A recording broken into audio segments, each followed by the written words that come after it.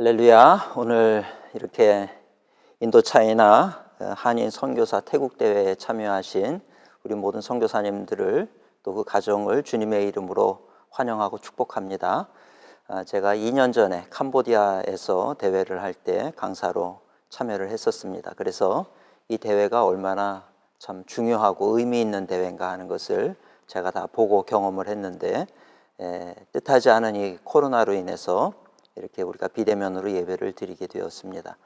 하지만 참새 한 마리도 하나님이 허락하지 않으면 땅에 떨어지지 않는다 그랬는데, 여기도 분명히 무슨 하나님의 특별한 뜻과 섭리하심, 계획하심이 있다고 믿습니다.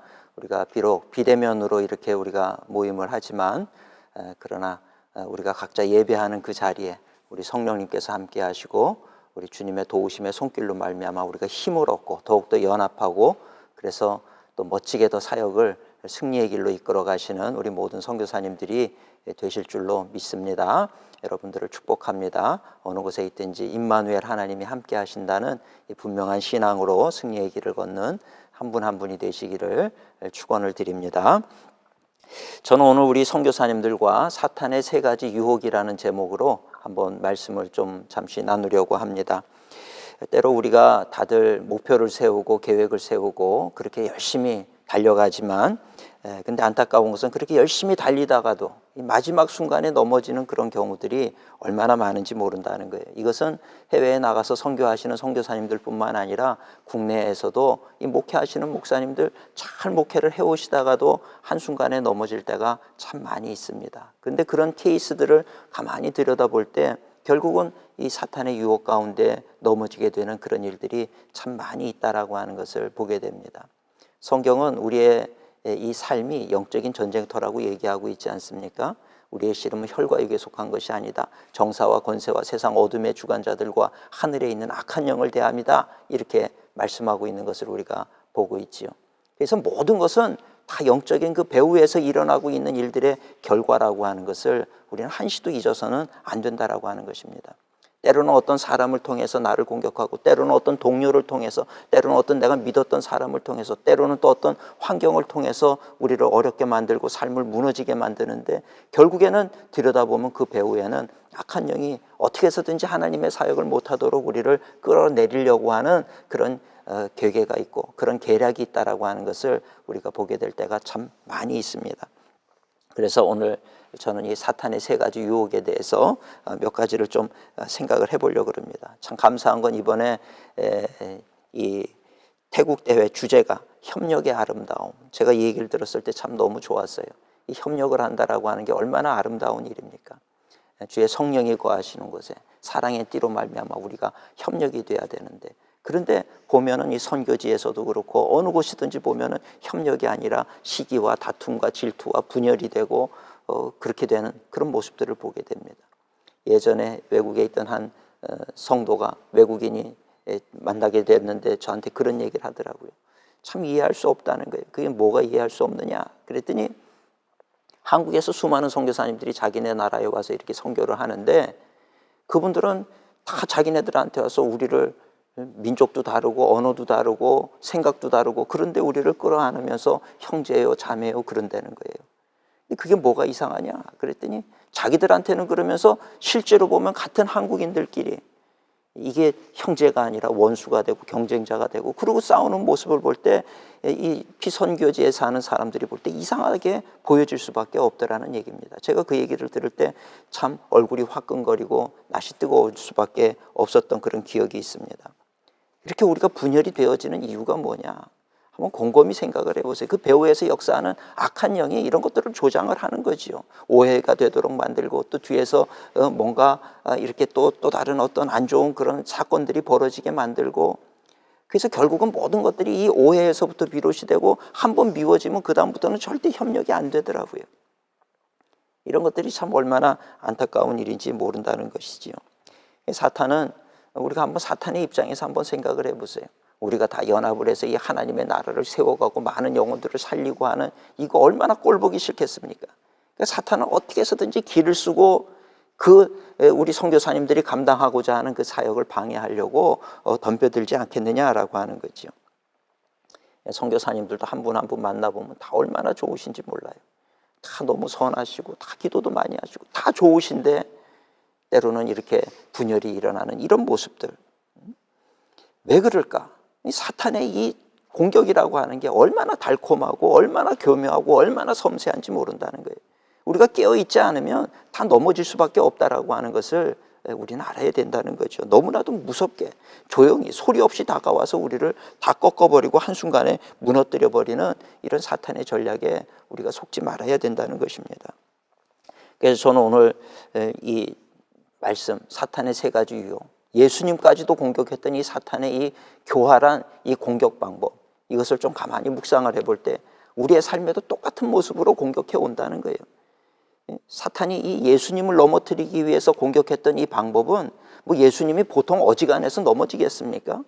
굉장히 교활하고 자기의 어떤 최고의 수단을 가지고 예수님을 공격했던 이 세 가지 방법을 우리가 좀 연구할 필요가 있다는 거죠. 보면은 우리도 넘어지는 게 이 세 가지 방법에 걸려서 넘어지는 일들이 비일비재하다는 것을 우리가 알아야 된다는 이야기입니다. 저는 오늘 이 세 가지 유혹을 보면서 우리가 무엇을 경계해야 되고 우리는 어떻게 사역을 해야 되는가, 세 가지 말씀을 잠시 생각해 보면서 함께 은혜를 나누고자 합니다. 첫째는 육신의 욕망을 따라 살지 말아야 된다라고 하는 거예요. 육신의 욕망을 따라 살아서는 안 됩니다. 육신의 욕망이라는 게 뭐 쾌락도 있고 여러 가지도 있겠지만 그저 내가 편하고 싶은 거, 육신이 원하는 거, 여기 따라가다 보면 우리는 사역을 제대로 할 수가 없다는 거죠. 오늘 몸이 찌뿌둥하면 내일 하지 뭐 미루게 되는 거죠. 누가 좀 미우면은 좀 우리 이 관계가 좀 이렇게 시간이 지나서 좀 가라앉은 다음에 하지 뭐, 내가 하기 싫은 거, 내 생각을 따라서. 근데 우리의 생각이라는 건 결국 내 육신의 지배를 받게 되어 있다는 거예요. 그래서 우리는 사역을 할 때 육신을 따라서 사역을 하면 안 되고 하나님의 말씀을 따라서 사역을 해야 되는 거죠. 근데 이 육신의 욕망이라고 하는 것이 때로 얼마나 강렬한지 우리를 그저 이렇게 부여잡고 우리를 끌고 갈 때 이 육신에 이끌려서 사는 사람들이 너무 많다는 이야기입니다. 사도 바울은 갈라디아서에서 영에 속한 사람과 육신에 속한 사람에 대해서 얘기를 해요. 그러면서 갈라디아서 5장 17절에 보면 육체의 소욕은 성령을 거스리고 성령은 육체를 거스린다 그랬어요. 그러니까 성령과 육체는요, 이게 하나가 될 수가 없는 거예요. 그래서 이 육체의 소욕은 성령을 거스려요. 성령님께서는 지금 이거를 해라, 누구를 찾아가라, 용서를 구해라, 화해를 해라, 복음을 전해라, 늘 우리 안에서 말씀하는데 육체의 소욕은 뭡니까? 싫어, 내일 하지 뭐, 좀 피하고 그 다음에 좀 좋아진 다음에 하지 뭐, 이런 식으로 우리 이 성령의 뜻을 거역해가지고 결국은 불순종하는 그런 사람으로 서도록 만드는 것이 이게 육체의 소욕이라고 하는 것을 우리는 알아야 된다는 것입니다. 우리 인간은 모두가 다 영적인 존재예요. 그러나 영적인 존재이지만 우리가 다 육체 속에 사는 존재라고 하는 것을 우리는 알아야 됩니다.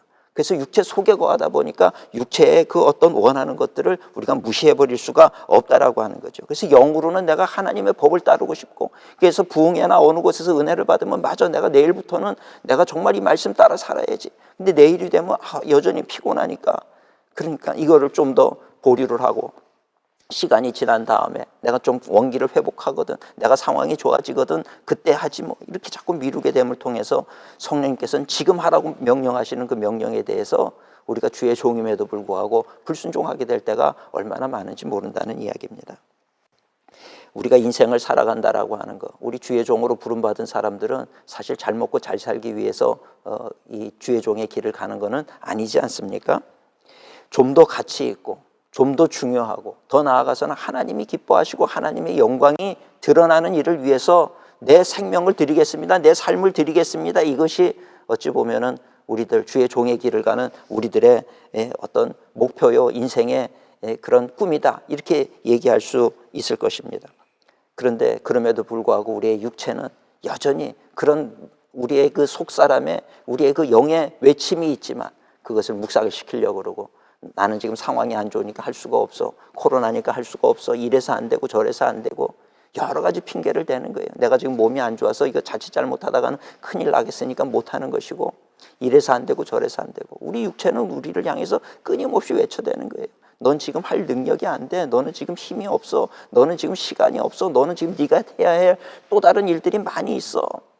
이런저런 이야기들을 통해서 우리로 하여금 정말 주님의 영광을 위해서 사는 그 길을 가로막을 때가 많이 있다는 이야기입니다. 큰 일을 행하는 분들, 큰 사명을 감당하는 분들을 보면 하나같이 하는 얘기가 자기와의 싸움에서 이겼다. 근데 자기와의 싸움이라는 게 뭐겠습니까? 결국 자기와의 싸움이라는 건 내 안에 있는 이 육체의 소욕과 싸워서 이겼다는 거죠. 하지 못하도록 만들지만 내가 그럼에도 불구하고 그것을 해나갔다는 거예요. 나는 더 쉬고 싶었지만 남들이 쉴 때 똑같이 쉬어가지고 어떻게 되겠느냐?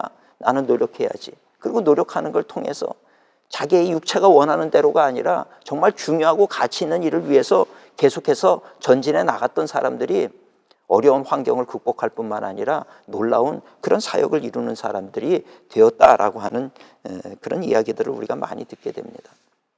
그래서 이 육체의 소욕이라는 게 그렇게 강렬하기 때문에 사탄은 우리를 공격할 때 우리의 이 육체의 소욕을 얼마나 잘 활용하는지 모른다는 거예요. 오늘 본문도 보세요.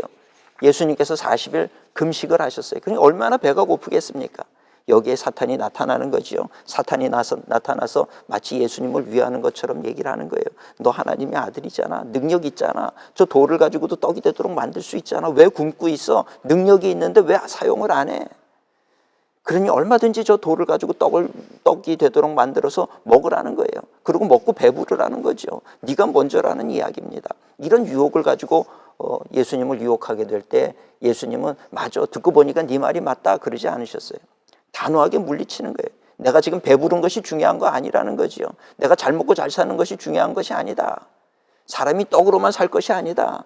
하나님의 말씀으로 살아야 된다. 말씀에 나오는 그 말씀을 의지해서 살아야 된다. 배부른 거야 또 먹고 나면 또 배가 고파지지 않습니까? 하나님의 말씀에서 나오는 것은 영원한 것이기 때문에 그것을 추구하면서 그렇게 살아야 된다라고 하는 이야기죠. 오늘 우리 예수님은 내 육신의 욕망보다 더 중요한 게 하나님의 말씀이다. 이것을 우리에게 가르쳐주고 있다는 얘기입니다. 이 사탄의 공격이라고 하는 것은 때로 보면 너무 합리적이에요. 너무 달콤해요. 듣다 보면 그게 맞는 것 같아요. 그래서 정말 깨어있지 않으면 대부분의 경우 넘어지게 되고 속게 되는 경우들이 참 많이 있어요. 선악과를 봐도 그렇지요. 아담과 하와에게 찾아와가지고 이 선악과 하나님이 먹지 말라. 이게 하나님의 말씀이에요. 하나님의 계명입니다. 이걸 어기면 죽게 되는 거예요. 하나님 분명히 말씀하셨잖아요. 이 계명을 어기면 먹으면 죽는다. 말씀을 했는데 사탄은 와가지고 하나님의 말씀을 어기도록 만들어요. 그러니까 사탄이 우리를 공격하는 것은요, 잘 먹고 잘 살게 하고 뭐 죄를 짓게 만들고 또 도둑질을 하게 만들고 이게 사탄의 목표가 아닙니다. 사탄이 우리에게 공격할 때 제일 중요하게 생각하는 부분은 뭐냐면 어떻게 해서든지 하나님의 말씀을 어기도록 만드는 거예요. 세상의 법을 어기는 거 그거는 그렇게 큰 실수가 아니라고 볼 수도 있어요. 하나님의 말씀을 어기는 것 이게 죄의 본질이라는 거죠. 죄의 근본입니다. 그래서 여기서부터 모든 죄의 모습들이 파생이 되는 거예요. 살인도 하고 간음도 하고 또 도둑질도 하고 이 나쁜 그 모든 것들은 하나님의 말씀을 어기는 데서부터 파생된 열매들이다. 이렇게 볼 수가 있는 거지. 그것이 죄의 본질은 아니라는 것입니다. 사탄은 예수님에게도 와서 공격하는 얘기가 하나님의 말씀보다 떡이 더 중요하다. 그거에 대해서 예수님은 단호하게 말씀하시는 것이 떡이 중요한 것이 아니라 하나님의 말씀이 중요하다. 먹고 사는 것이 중요한 게 아니라 하나님 말씀 따라 사는 것이 중요하다. 이것을 분명하게 말씀을 가르치고 있는 모습을 볼 수가 있습니다. 하나님께서 아담과 하와에게 선악과 먹지 마라. 이거 먹으면 죽는다. 사탄이 어떻게 해서든지 이거 먹게 해야 되는데 와가지고 하나님 말씀 무시하고 먹어 이랬으면 아마 아담과 하와도 아니야 먹지 말라 그랬으니까 이건 못 먹는 거야 그랬을 거예요. 근데 그렇게 접근을 하지 않아요. 성경을 가만히 보면 가만히 나타나가지고 너 동산 모든 나무 선악과를 얘기하는 게 아니라 모든 다른 나무들 그거 먹지 말라 그랬느냐. 그거 다른 거 다 먹어도 된다. 선악과만 먹지 말라 그랬다. 그럴 때 그 틈을 타고 들지 않습니까? 왜 선악과만 못 먹게 하냐? 그거 먹으면 죽는다 그랬다. 아니 다른 건 다 먹어도 사는데 그것만 먹으면 죽냐? 하나하나 논리적으로 파고드는 거지요. 아담과 하와가 듣다 보니까 사탄의 얘기가 맞는 거예요. 하나님의 말씀이 틀린 것 같이 들리고 사탄의 얘기가 옳은 것 같아요. 요즘에도 세상에서 많은 이론을 가지고 기독교를 공격하는 얘기들이 얼마나 많습니까? 살검살검 파고들어가지고서 얘기를 하고 또 얘기를 하고 거기에 빨려들다 보면은 맞아 하나님의 말씀은 좀 이 시대에 안 맞는 것 같아 이런 소리를 하는 그런 사람들의 얘기를 우리가 많이 듣게 된다라고 하는 것입니다. 이 사탄은요, 예수님을 공격할 때도 하나님의 말씀을 가지고 공격을 했어요. 결국은 하나님의 말씀을 어기게 만드는 거예요. 근데 우리가 하나님의 말씀을 제대로 알지 못하면 속아 넘어지게 되어 있다는 얘기입니다. 오래전에 저희 아이가 5살, 6살이었을 때 교회 학교를 보냈더니 이 교회 학교 가가지고 얼마나 성경 공부를 열심히 했는지 10계명을 뭐 와가지고 줄줄줄줄 외우는 거예요. 놀랐어요. 어떻게 10계명을 저 한글도 모르는 이 아이가 이렇게 10계명을 줄줄줄줄 외우나.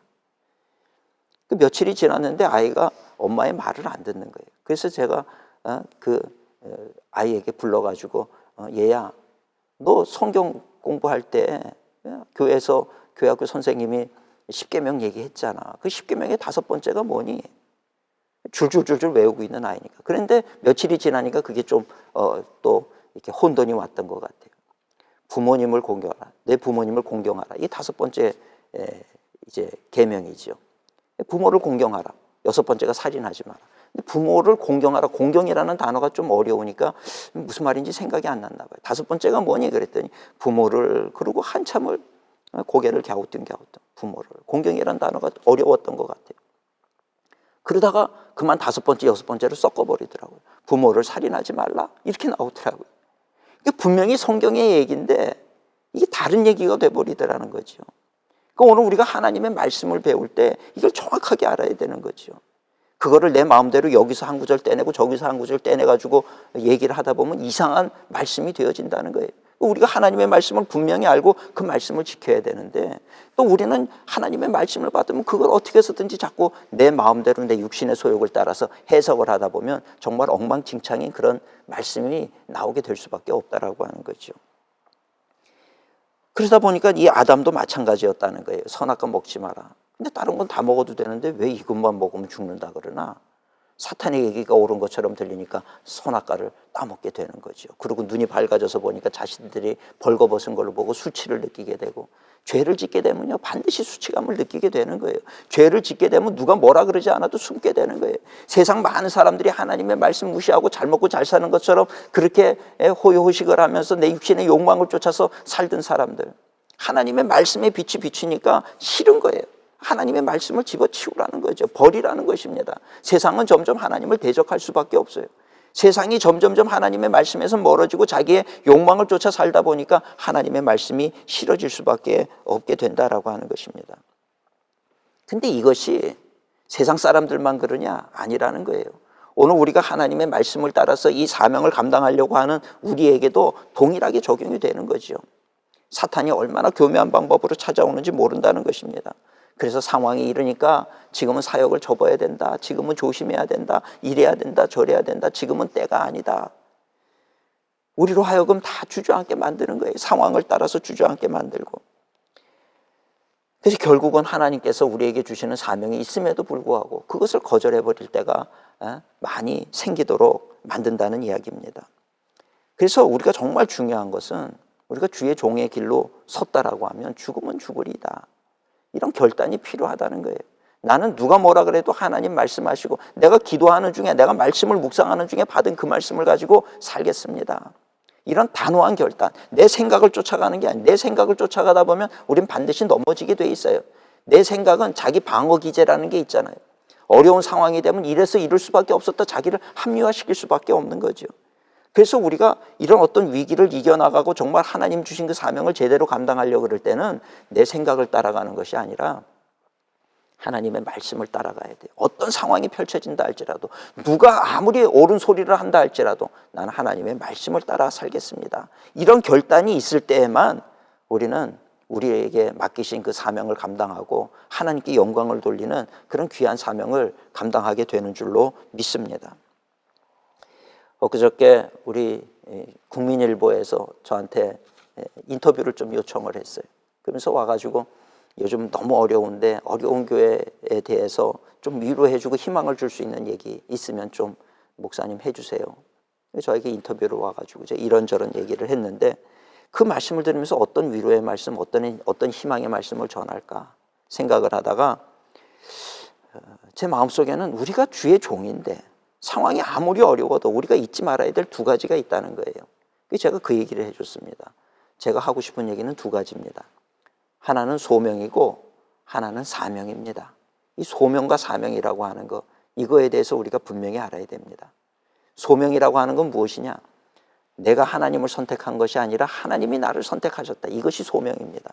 그 확신이 있지 않으면 우리는 주의 길을 가다가도 흔들릴 수밖에 없다는 거예요. 나를 부르시니 내가 선택해서 여기 선 것이 아니라 하나님께서 나를 부르셨다. 이거에 대한 분명한 확신이 뭐냐? 그것이 소명이라는 거예요. 사명은 무엇이냐? 왜 나를 부르셨을까? 이것이 사명이라는 것입니다. 나에게 뭔가 일을 맡기시는 거, 그게 사명이죠. 내가 해야 될 일이 뭔지, 그것이 사명이라는 거예요. 그래서 우리가 주의 종으로 섰다라고 하면 우리가 하나님께서 우리를 다 불렀죠. 누구는 목사로, 누구는 선교사로, 누구는 교사로, 누구는 또 무슨 또 다른 일을 하는 선한 일을 하는 사람으로 하나님이 다 부르셨단 말이죠. 우리는 다 소명을 받은 존재예요. 우리가 이 소명에 흔들리면 안 되는데, 이 소명으로 우리를 부르신 이유가 무엇이냐? 사명을 주시기 위함인데, 어떤 사람에게는 정말 저 선교지에 가가지고 오지에 가서 복음을 전해라, 이거를 사명으로 시킨 사람이 있고, 너는 작은 교회 가서 목회해라, 너는 큰 교회 가서 목회해라, 너는 저 장애인들을 돌보는 사역을 해라, 너는 저 어려운 정말 이 하나된 그 어르신들을 돌보는 그런 사역을 해라. 맡긴 사명이 다르다는 거예요.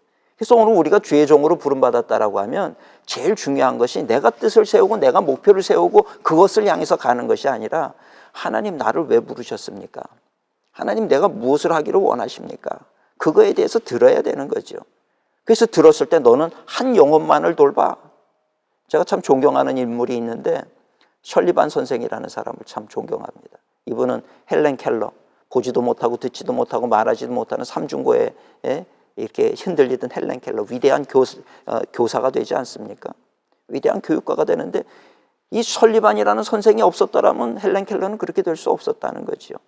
이 설리반 선생이 있었기에 헬렌 켈러가 있을 수 있었어요. 근데 설리반 선생의 입장에서 보면 참 어리석은 인생이에요. 자기 인생도 있는데 자기의 전 생애를 바쳐가지고 그 한 어린 아이를 돌보는 헬렌 켈러를 위해서 자기의 삶을 다 드린 사람 아니겠습니까? 세상에서는 볼 때 그 설리반 선생, 그렇게 살면 안 되겠다, 뭐 훌륭합니다 얘기는 할 수 있지만 나는 그렇게 살고 싶지 않습니다, 나는 내 인생을 살고 싶습니다, 이런 사람이 많다는 거예요. 근데 그 사람이 자기의 평생에 한 아이만 돌봤다고 해서 하나님도 그 인생을 무시하겠느냐? 절대 그렇지 않다는 거죠. 얼마나 귀한 인생입니까?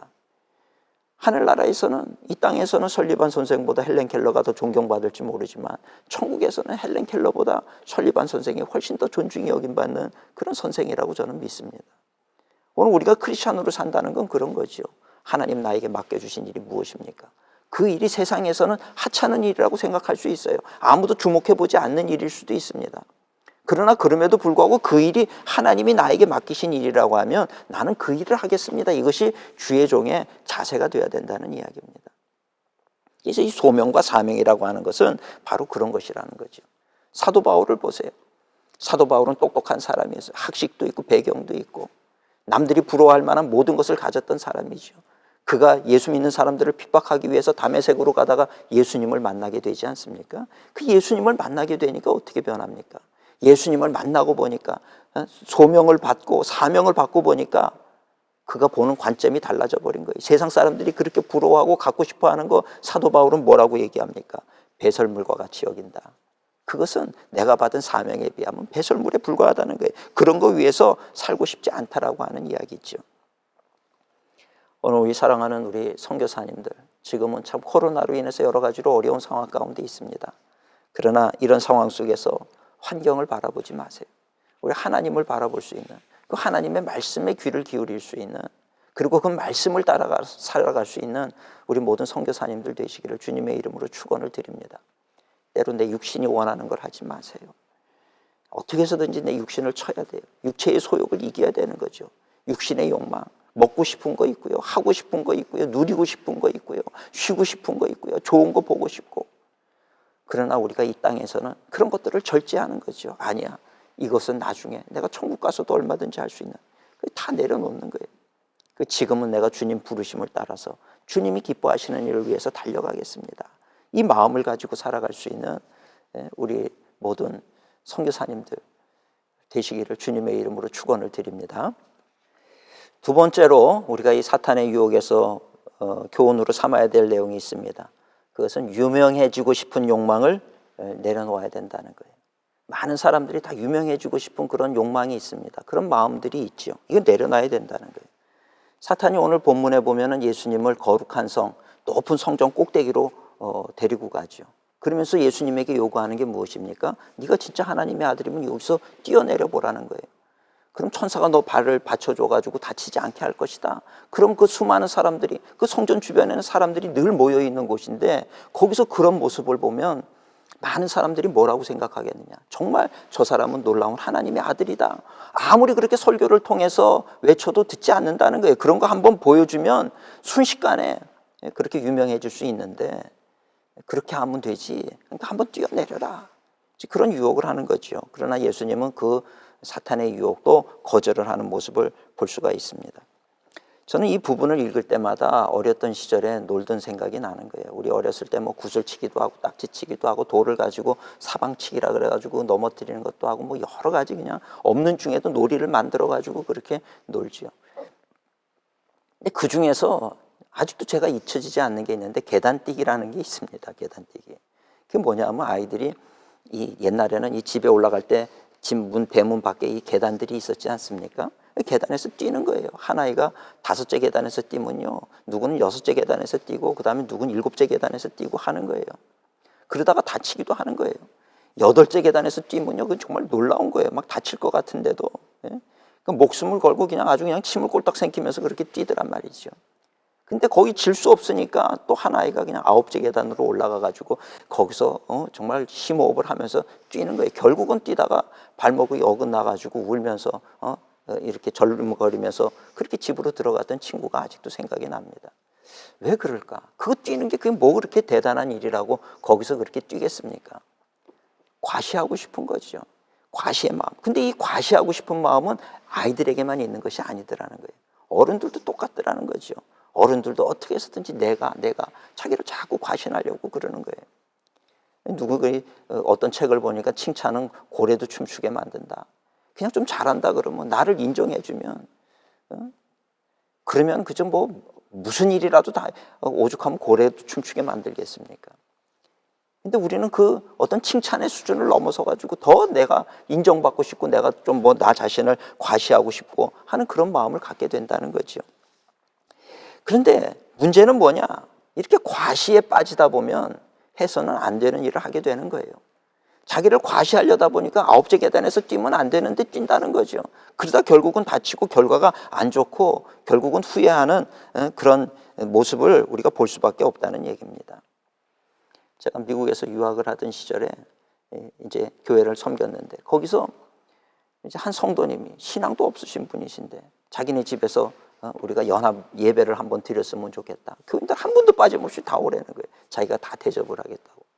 그래서 저분이 참 신앙도 없으신데 저렇게 우리 성도들을 다 이렇게 대접을 하려고 그러니 참 대단하신 분이시다. 그러고 갔어요.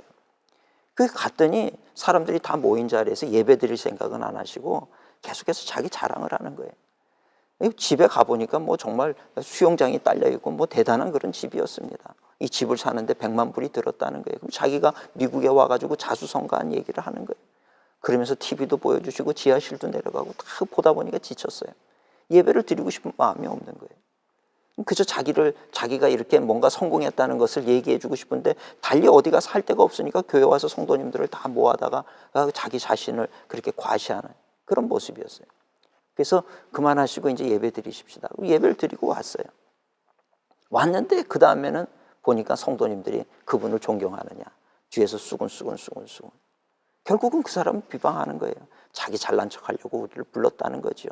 그러면서 뒤에서 더 안 좋은 소리가 그렇게 이렇게 퍼지기를 시작하고 결국에는 초대하지 않으면 못한 그런 결과를 나타내게 되더라는 이야기입니다.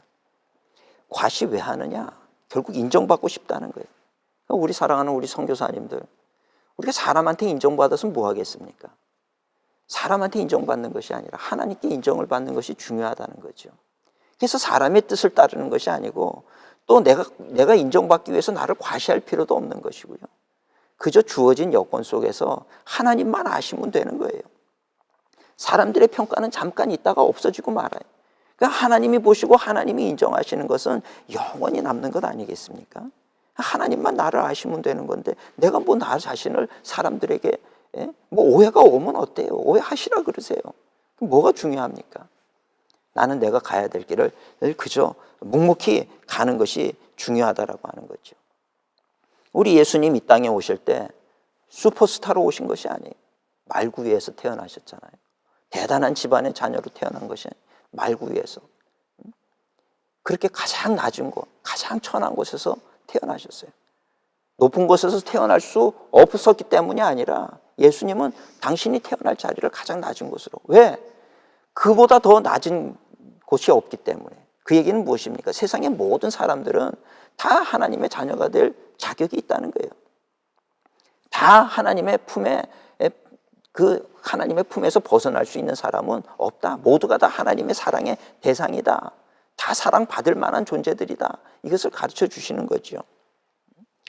그렇게 낮은 곳으로 오셔서 예수님은 그저 소외된 사람들의 친구가 되어주시고 세리와 또 여러 가지 죄인 취급을 받는 사람들에게 다가가서 그분들의 친구가 되시고 위로를 주시고 했던 모습을 볼 수가 있습니다. 그런 예수님에 대해서 종교 지도자들은 비난을 했거든요.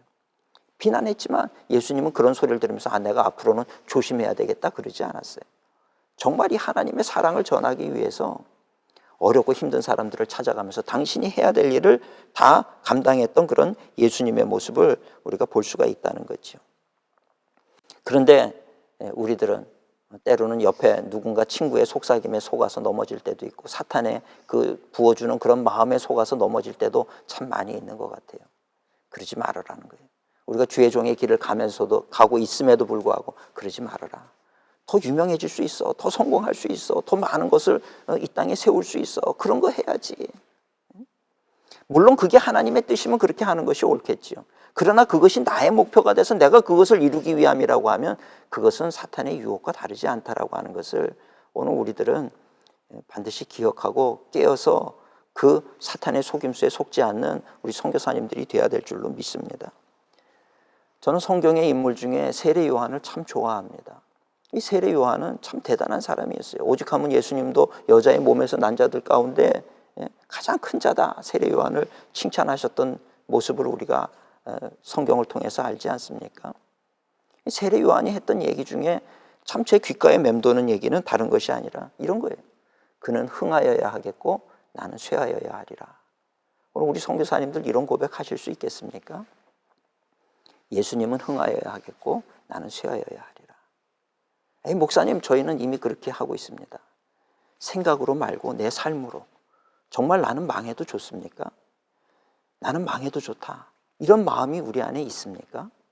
세례 요한은 그랬다는 거예요. 하나님이 잘 되는 것을 인해서 나는 망해도 괜찮다. 그는 흥하여야 하겠고 나는 쇠해야 된다. 세례 요한을 따르는 제자들이 시기가 나고 질투가 나는 거예요. 많은 사람들이 또 예수님 쫓아갑니다. 좀 막읍시다. 근데 세례 요한은 아니야. 오히려 그분은 흥해야 되고 나는 쇠해야 되는 게 맞는 거야. 참 그 고백을 우리 선교사님들도 다시 묵상했으면 좋겠어요. 저도 순간순간 내 안에서 욕망이 올라오고 내 안에서 어떤 또 다른 욕심이 생길 때마다 그는 흥하여야 하겠고 나는 쇠하여야 하리라. 이 생각을 하면 정신이 다시 번쩍 드는 거예요. 그는 흥하여야 하겠고 나는 쇠하여야 하리라. 우린 기도할 때마다 어떻게 합니까? 예수님, 나 흥하게 해주세요. 내가 이렇게 이 땅에까지 와가지고 뭘 하는데 하나님 나를 흥하게 해주세요. 남들이 나를 손가락질하지 않게 해주세요. 예수님의 이름을 팔아서라도 내가 좀 흥해지기를 원합니다. 그건 잘못된 생각이라는 거죠. 우리는 다 하나님의 어떤 뜻을 이루기 위해서 하나님의 군사들로 모인 사람들입니다. 인도 차이나 반도 선교사 대회가 참 귀한 것 중에 하나는 보면은 베트남 선교사, 또 캄보디아 선교사님, 미얀마 선교사님, 또 라오스 선교사님, 또 뭐 이렇게 뭐 나라별로 이렇게 떨어져 가지고 할 수 있는데 인도 차이나 반도의 전체가 다 이 5개국이 함께 모여서 한다라고 하는 거, 이거 참 너무 귀한 거죠. 그렇게 연합의 마음이 있어야 되는 거죠. 어떤 분은 1소대로 부름받고 어떤 사람은 2소대, 어떤 사람은 3소대, 4소대, 5소대 다 부름을 받았을 때 우리의 적은 우리 선교사님들이 아니잖아요. 그 땅에 있는 백성들도 아닙니다. 우리의 적은 누굽니까? 하나님을 알지 못하도록 우리를 공격하는 악한 원수 마귀 사탄의 세력이 우리의 적이란 말이죠. 그럼 우리가 연합해서 그를 대적해야 되는 것 아니겠습니까? 근데 우리가 살다 보면은 때로 여러 가지 유혹이 올 때가 있는 거예요. 2소대가 잘 되면 1소대가 괜히 시기하는 거죠. 저기는 공헌을 많이 세우고 훈장도 받았는데 나는 뭔가 저기보다는 내가 잘 됐으면 좋겠는데.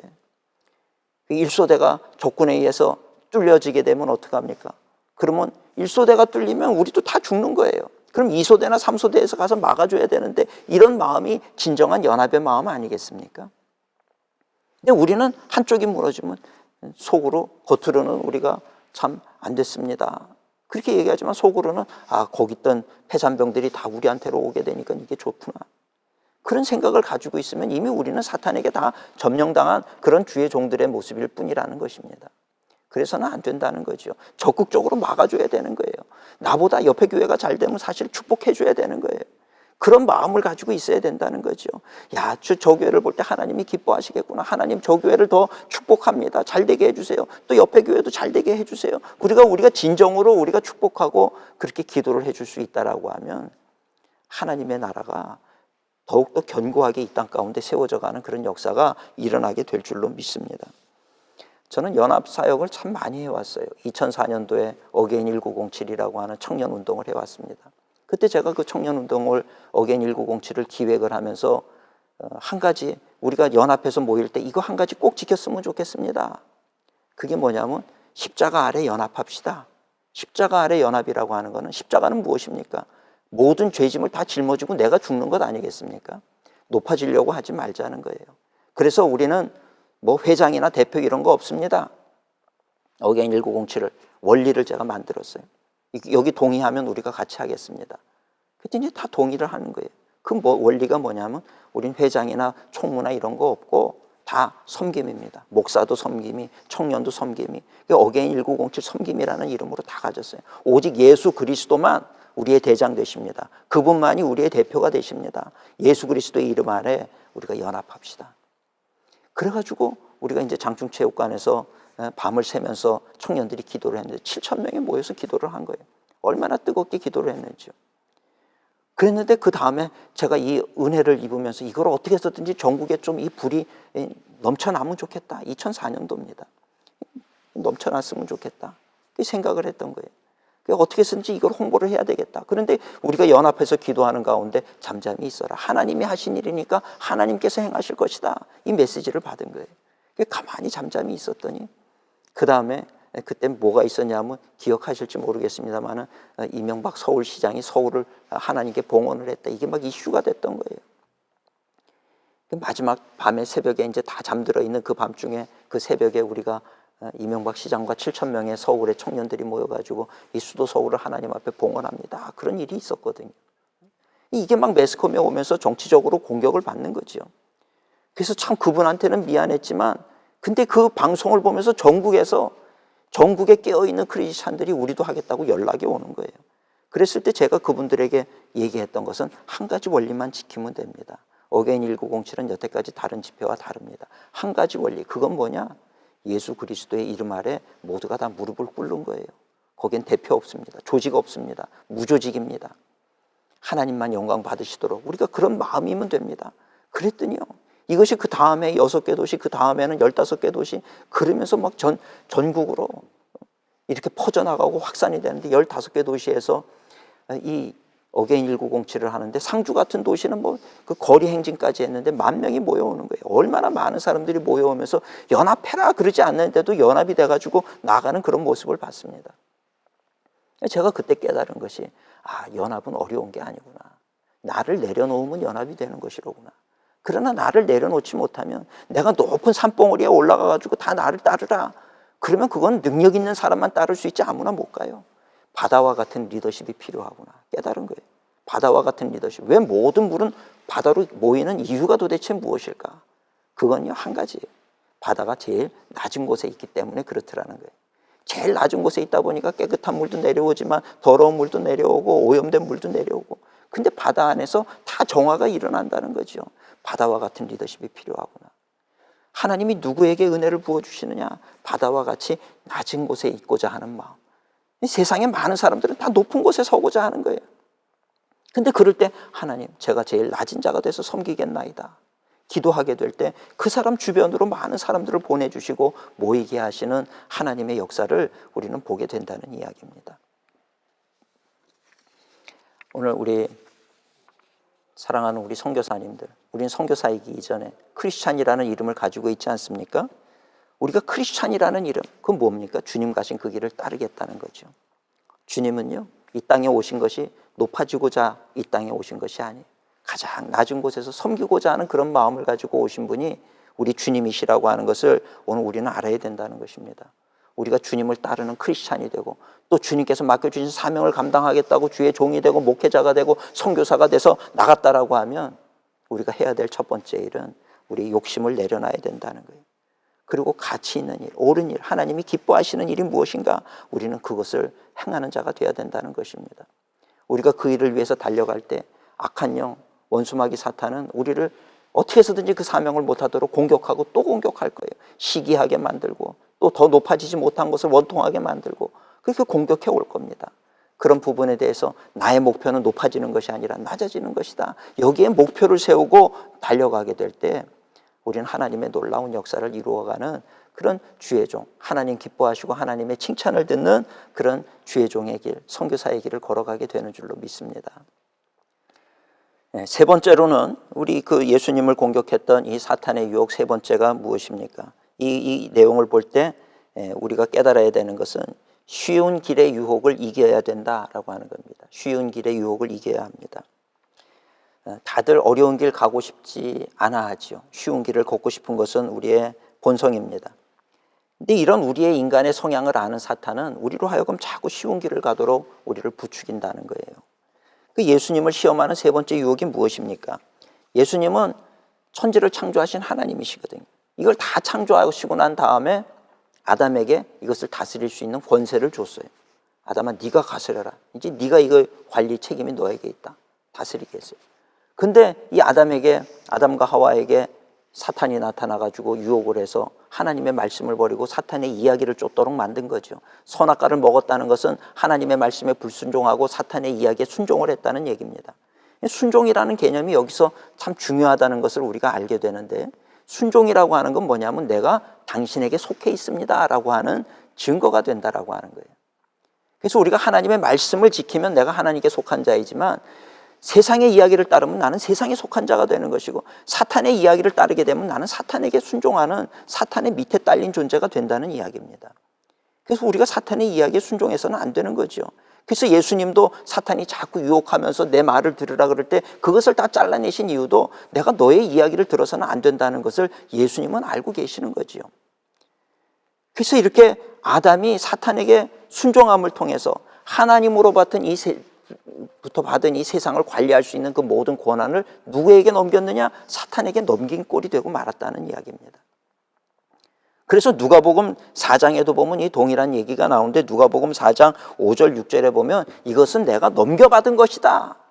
근데 너 이 내가 넘겨받은 이거 회복하려고 온 거 아니냐? 근데 나중에 어려운 길 가지 말고 내가 물려받은 거니까 내가 줄 수 있는 권한이 나에게 있어. 그러니 나한테 절 한 번만 해. 쉽잖아. 십자가를 질 필요도 없고 고난을 당할 필요도 없고 나한테 한 번만 엎드려서 절하면 내가 이걸 다시 너한테 다 줄게. 이 얘기인 거죠. 쉬운 길이 있는데 어려운 길 가려고 그러지 마라. 그러나 그것이 진심이겠습니까? 아니라는 거예요. 결국은 첫사람 아담을 속였던 것처럼 예수님도 속여서 자기에게 절하게 만들고 예수님의 그 사명을 거기서 끊어버리려고 하는 사탄의 속임수라고 하는 거죠. 오늘 우리가 아무리 어려운 일이 있다 할지라도 쉬운 길 가려고 해서는 안 됩니다. 편법을 사용하려고 해서는 안 되는 거죠. 옳은 길을 사용해야 되는 거예요. 우리가 운전을 하다 보면 빨간불에 아무도 없으면 그냥 지나가고 싶은 욕심이 생겨요. 욕망이 생기고. 그래서 지나갈 때가 얼마나 많습니까? 그러면서 우리는 합리화를 시킨단 말이죠. 지금은 아무도 없으니까 이렇게 지나가도 괜찮아. 내가 누구한테 피해를 준 것도 아닌데 뭐 어때? 나라마다 법이 좀 다르기는 하지만 한국 같은 경우에는 그거를 숨어서 경찰이 보고 있었다고 생각해 보세요. 아무도 없을 때니까 지나갔다고 봐줄 것 같습니까? 뒤에서 이 경찰차가 쫓아오면서 세우는 거죠. 거기다 대놓고 우리가 항변을 하는 거예요. 아니 내가 사람을 죽인 것도 아니고 사고를 낸 것도 아니고 아무도 없는데 좀 지나가면 어떻습니까? 합리적이에요. 말 돼요. 그러나 그 얘기를 들으면서 경찰이 맞아요, 맞습니다, 그럴 수 있겠네요, 그냥 가십시오 이러는 경찰은 아무도 없다는 거예요. 어쨌거나 빨간불엔 서야 되는데 어겼습니다. 딱지를 떼게 되는 거죠. 오늘 우리가 그래서 크리스찬으로 산다라고 하는 것은 다소 불편하더라도 법을 지켜야 되는 거죠. 하나님의 법, 특별히 하나님의 법은 우리가 지켜야 되는 거예요. 내가 어려운 길 가게 됐으면 그 어려운 길을 가야 되는 거예요. 쉬운 길을 가려고 해서는 안 된다는 것입니다. 참 이런 말씀을 드리기가 참 그렇지만, 예전에 제가 우연히 불교의 법륜 스님이신가, 그분이 대담을 하는 증문즉설인가 하는 것을 제가 본 적이 있어요. 우연히 이렇게 보다가 봤는데, 근데 질문이 너무 흥미로워서 제가 그분이 하는 얘기를 들었습니다. 그건 뭐냐면, 아니 이 스님이 이 설법을 하는 자리에 목회자 3호가 앉아 계셨던 거예요. 이분이 손을 들면서 질문을 하는데 그분이 그러는 거예요. 저는요, 스님, 저는요 목회자의 3호입니다. 제가 얼굴이 화끈화끈거리기를 시작을 했어요. 이분이 도대체 여기는 왜 가 있으면 무슨 얘기를 하려고 여기 가 계신가? 그리고 집중을 해서 들었어요. 그분이 그런 얘기를 하는 거예요. 우리 남편은 참 똑똑하고 잘났고 공부도 많이 했고, 그런데 늘 어렵다는 거예요. 늘 교회를 개척을 해서 해도 어렵고, 이래도 어렵고 저래도 어렵고, 좀 나아질까 싶은데 늘 그 어려운데 이거 어떻게 해야 됩니까? 그런 질문을 스님한테 하는 거예요. 참 제가 그 얘기를 들으면서 낯이 부끄럽기도 했지만, 또 저 스님은 또 스님 입장에서 저 사모님한테 뭐라고 얘기를 할까, 그게 너무 궁금을 해가지고 제가 그걸 봤어요. 근데 참 지혜롭게 얘기를 하시더라고요. 이분이 성경도 많이 잘 아시는 것 같더라고요. 그분한테 그래요.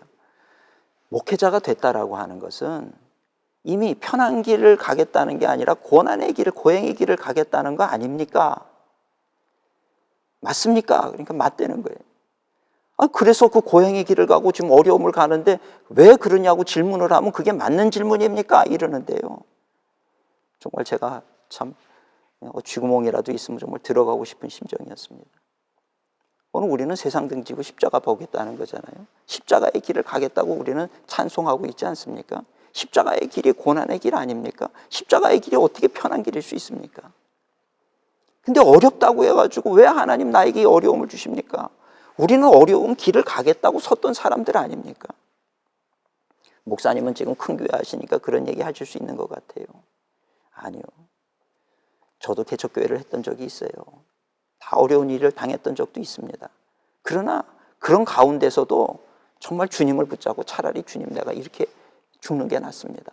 그래도 나는 이 길을 가겠습니다. 이렇게 결단하시는 것이 중요해요. 그럴 때 결코 하나님은 우리를 죽도록 내버려 두시는 하나님이 아니시라고 하는 것을 우리는 알아야 된다는 이야기입니다. 예수님은 그 사탄의 속임수에 속지 않았어요. 절 한번 하면 내가 십자가에서 그 고난당하고 죽지 않아도 되고, 겟세마네에서 땀방울이 핏방울이 되도록 그렇게 두려워서 기도할 필요도 없고, 그저 그냥 눈 한번 딱 감고 침 한번 꿀떡 삼키고 그냥 한번 절하고 그냥 이 모든 것을 돌려받을까? 속는 거죠. 우리 사랑하는 우리 선교사님들도 이 유혹에 빠져서는 안 됩니다. 쉬운 길이 있지만 쉬운 길이 아니라 주님이 가라 하는 길을 가야 돼요. 쉬운 길이 열렸을 때 하나님, 내가 이 길을 가야 하겠습니까? 아니다, 그 길 아니다. 그럴 때는 아무리 유혹이 온다 할지라도 그것을 끌어버릴 수 있는 지혜와 용기와 결단이 우리 선교사님들에게 있어야 될 줄로 믿습니다. 사탄이 예수님을 쓰러뜨리기 위해서 썼던 이 방법들, 너무나도 교묘한 방법들이죠. 그런데 여전히 우리 주의 종들도 넘어뜨리기 위해서 같은 방법을 쓰고 있다는 것을 어느 순간인가 깨닫게 되더라는 이야기입니다. 우리 선교사님들, 좋은 게 좋은 것 아닙니다. 세상에서는 무슨 얘기하다가 그러면 안 됩니다, 그러면 다 좋은 게 좋은 거 아닙니까? 천만의 말씀, 좋은 게 좋은 거 아니죠. 하나님의 말씀을 따르지 않는 것은 아무리 좋아 보여도 좋은 것일 수가 없다라고 하는 이야기입니다. 그래서 이런 유혹에서 우리는 이겨나가야 된다는 이야기입니다. 미국의 브로드웨이에 갔더니 거기에는 월스트리트가 있어요. 월가가 있죠. 월스트리트는 모든 세상의 돈이 다 모이는 곳 아니겠습니까? 돈이 있어요. 그리고 또 건너편에는요, 또 이 무슨 뮤지컬을 하고 세상의 즐거움과 이런 모든 것들을 하는 그런 광장이 있습니다. 하나는 쾌락이고 하나는 돈이에요. 근데 이 월가의 돈과 이쪽 건너편에 있는 그 연극과 이 뮤지컬과 이 공연을 하고 세상의 쾌락이라는 것이 다 모여있는 이 둘 사이를 가로질러서 가는 거리가 있는데 그 거리의 이름이 뭔지 아십니까? 뉴욕의 맨하탄의 브로드웨이라고 하는 거예요. 브로드웨이. 근데 참 아이러니하게도 그 브로드웨이라고 하는 이름의 뜻이 무엇입니까? 넓은 길 아닙니까? 예수님은 마치 이것을 다 보셨던 것 같아요. 2000년 전에 뭐라 그럽니까? 넓은 문으로 들어가지 말라는 거예요. 좁은 문으로 들어가야 된다. 좁은 문으로 들어가야 된다. 뉴욕 맨하탄에 넓은 길 브로드웨이가 있어요. 그리고 옆에는 돈이 있고 옆에는 쾌락이 있습니다. 그거 쫓아 살아서 좋을 거 없다는 거죠. 쾌락을 쫓아 살지 말라는 거예요. 돈을 쫓아 살지 말고 아무리 어렵더라도 그 길이 생명의 길이라고 하는 것을 알고 가야 된다. 이것이 오늘 우리 예수님께서 우리에게 교훈해 주시는 내용이더라는 이야기입니다. 작년 여름에 제가 그리스에 우리 성도님들과 함께 성지순례를 갔어요. 그리스에 성지순례를 가다 보니까 이 파트라스라고 하는 곳이 있습니다. 파트라스라고 하는 곳이 있는데 거기에 예수님의 12제자 중에 안드레의 그 순교지가 있는 거예요. 안드레는 이 X자 십자가에 매달려서 죽은 사람인데 그 순교 장소가 있어요. 우연히 거기에 들렸다가 그분을 묵상을 했어요. 묵상을 하고 그 자리에 서가지고 지난 2000년의 세월을 제가 거슬러 올라가 봤어요. 2000년 전에 여기 죽었는데 그 이후에 또 수많은 사람들이 왔다 갔다 하고 세월이 변하고 건물이 들어서고 이렇게 하는 그 자리에 2000년 뒤에 내가 서 있는 모습을 한번 상상을 해봤습니다. 여기 내가 지금 서 있구나. 그럴 때 제 마음속에 들려오는 음성이 있었어요. 로마서 10장 10절의 말씀입니다. 마음으로 믿어 의에 이르고 입으로 시인하여 구원에 이른다. 입으로 시인하여 구원에 이른다. 그거 보니까 초대교회 때 순교를 당했던 수많은 주의 제자들, 주의 일꾼들 입으로 시인해서 나는 예수님을 믿는 예수님의 제자입니다. 입으로 시인해서 구원을 받은 게 아니라 다 죽었잖아요. 다 순교당했어요. 사도 바울 목 잘려서 죽고 베드로는 거꾸로 매달려서 죽고 누구는 십자가에 처형당해서 죽기도 하고 누군가는 또 사자밥이 돼서 죽기도 하고 그 사람들 죽은 이유가 무엇입니까? 내가 입으로 시인해서 다 죽은 거예요. 로마서 10장 10절의 말씀은 도대체 뭡니까? 입으로 시인하여 구원에 이른다. 그 구원이라는 건 이 세상에서의 구원을 의미하는 것이 아니라는 거죠. 입으로 시인하는 자들마다 다 죽었어요. 그러나 주님 나라에 다 승리자로 올라가게 됐던 것을 떠올려 보았습니다. 오늘 우리가 이 세상에서 살고자 하면 죽는 사람이 되는 수밖에 없는 거죠. 영이 죽을 수밖에 없다는 거예요. 근데 내가 주님의 영광을 위해서 나는 정말 그동안 예수님 이후로 예수님을 따르다가 그렇게 정말 이 땅에서 모진 고난과 어려움을 당하다가 이기고 천국에 들어간 수많은 믿음의 선진들의 모습들. 지금도 저는 어렵고 힘들 때마다 그 모습을 한번 떠올려 봐요. 지금에 그렇게 자기들이 가야 할 길을 다 달려가고 승리해서 천국에 있는 그분들이 우리한테 바톤을 넘겨준 것 아닙니까? 우린 그 바톤 들고 지금 뛰는 존재들이죠. 경기장에서 경기하는 사람들처럼 우린 바톤 들고 뛰어요. 그냥 우리보다 먼저 뛰었던 릴레이 선수들 중에 우리보다 먼저 뛰었던 사람들은 자기들의 뛸 길을 다 뛰고 나서 옆에서 서서 우리를 응원하잖아요. 열심히 뛰어라, 잘했다, 최선을 다해라, 뛰는 거예요. 우리도 뭐 바톤 들고 계속 뛰겠습니까? 언젠가 누구한테 물려줘야 되는 것 아니겠습니까? 근데 우리가 천국에서 만나게 됐을 때 우리에게 바톤을 줬던 사람들, 또 우리는 누군가에게 바톤을 넘겨주고 천국에 서게 됐을 때 참 그분들을 만났을 때 이 땅에서 우리가 세상에 많은 유혹이 있지만 거기 유혹에 지지 않고 승리한 그 승리의 기쁨을 가지고 우리가 서게 된다라고 하는 것, 그 모습을 상상하면 얼마나 감사한지 몰라요. 우리는 경기장에서 경주하는 자로 대표 선수들로 뽑힌 사람들입니다. 그게 주의 종들이죠. 목사요, 선교사님이요. 주의 종들이 뽑혔어요. 뛰었단 말이죠. 근데 마귀 사탄은 어떻게 해서든지 우리 못 뛰도록 막으려고 공격을 해오는 그런 상황입니다. 앞으로도 또 어떤 위험이 올지 몰라요. 과거에도 많은 유혹이 있었지만 앞으로도 또 어떤 유혹이 올지 모릅니다. 그럴 때 우리가 하나라도 넘어지지 말자는 거예요. 누가 그러더라고요. 목사님, 100 빼기 1이 뭔지 아십니까? 100 빼기 1은 뭐예요? 99잖아요. 99. 근데 목회자에게 있어서, 주의 종에게 있어서 100 빼기 1은 99가 아니라 0이라는 거예요. 0. 하나를 잃는 게 아니라 모든 것을 다 잃어버린다. 100 빼기 1은 0입니다. 거기에 제가 고개를 끄덕일 수밖에 없었어요. 이 사탄이 던져주는 그 많은 유혹들, 하나라도 우리가 별거 아니라고 생각하고 그 하나를 취하게 됐을 때 우리에게 99개가 남느냐? 아니요.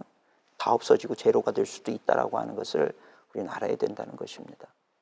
코로나로 인해서 지금 전 세계가 떠들썩하고 많은 어려움이 있고 그렇습니다.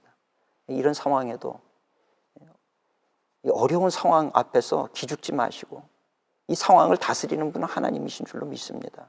이 위기 속에서 하나님을 바라보고 상황을 다스리시는 하나님을 바라보세요. 그 하나님을 바라보고 하나님을 의지하고 하나님 앞에 기도하게 될 때 우리는 이 일을 통해서 또 수많은 간증거리들이 생길 것이고 또 하나님의 기적을 우리가 체험하게 될 것이고 끝까지 믿음의 길을 걸어서 승리하고 하나님 앞에 칭찬받는 우리 인도 차이나 반도의 그 모든 선교사님들이 되시기를 주님의 이름으로 축원을 드립니다. 기도하시겠습니다. 사랑과 은혜가 충만하신 하나님, 은혜 감사합니다.